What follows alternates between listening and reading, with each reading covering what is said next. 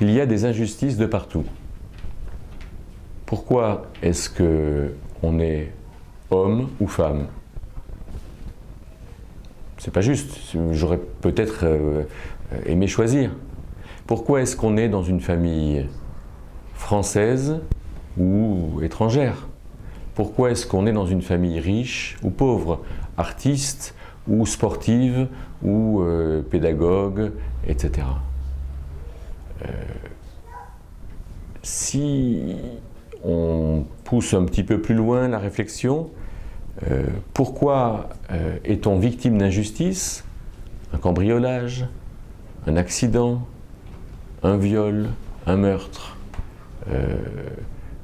Pourquoi faut-il que je travaille toujours de toutes mes forces pour quelque chose et que tout à coup, tout mon travail se trouve démoli à cause d'un incident, d'un événement qui est très très déstabilisant?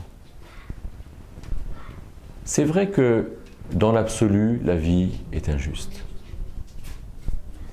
Mais dans l'absolu, on peut aussi dire que Dieu est juste. Et que ce n'est pas parce que nous ne voyons pas l'injustice que nous ne pouvons pas aussi affirmer que Dieu est juste. Nous pouvons affirmer que Dieu est juste, même si nous ne savons pas comment est-ce que Dieu fera pour être juste ou pour rendre justice. Pour vivre une vie dans laquelle il y a de l'injustice, je propose 3 choses simples pour quelqu'un qui est un chrétien. La première, c'est que Dieu a réglé en Jésus-Christ à la croix, quand Jésus a souffert pendant ces 3 heures, quand il a porté nos péchés, Dieu a réglé une fois pour toutes la question du péché. Autrement dit, Dieu ne me comptabilise plus le péché que je lui ai occasionné ou que j'ai fait. De la même manière qu'il a réglé le péché que les autres m'occasionnent, que les autres, les blessures que les autres me font. Autrement dit, premièrement, Dieu a réglé les choses à la croix. Deuxièmement, Dieu travaille à l'égard de ce qui est juste par le ministère de l'Esprit. Parce que l'Esprit, comme dit Jean 16, verset 9, me convainc de pécher. Autrement dit, partout là où quelqu'un fait quelque chose d'injuste, l'Esprit de Dieu est là pour le lui rappeler. Et peut-être que dans sa conscience, il n'est pas aussi à l'aise que ça. Peut-être qu'il fait des cauchemars la nuit. Et puis, 3e point, alors on a dit, 1er point, Dieu a réglé les choses à la croix. 2e point, Dieu règle les choses dans le ministère de l'Esprit, qui, il ne poursuit pas, mais enfin, il est quand même derrière et dans la personne qui fait mal.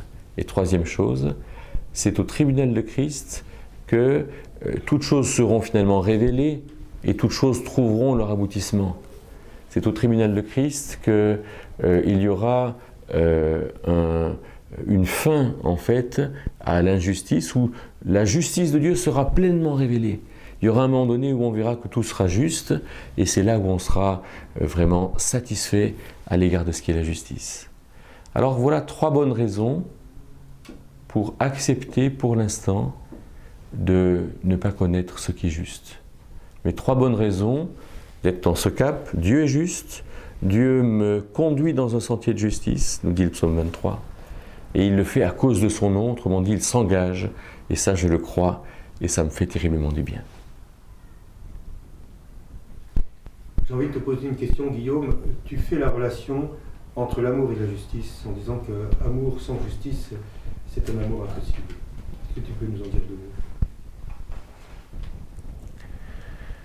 Amour sans justice, c'est une relation, une situation impossible.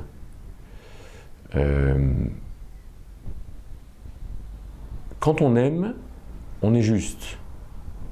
Parce que la justice, c'est ce que fait Dieu quand il arbitre par rapport à un ensemble de choses vraies qu'il connaît. Dieu possède la vérité.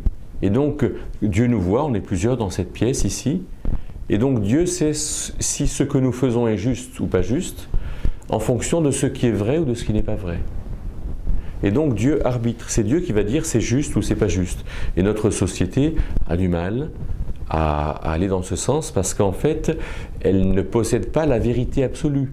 Elle a une vérité qui est relative et elle va dire voilà, là c'est juste, là c'est pas juste. Du point de vue chrétien,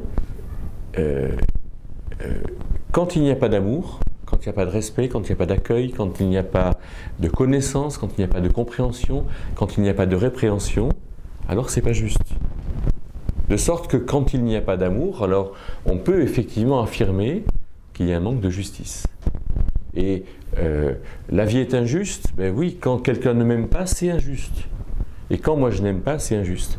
Et là, je voudrais vraiment insister, c'est que si les choses me paraissent injustes, alors quand même, je peux moi savoir que Dieu reste juste et que justice est rendue ou sera rendue.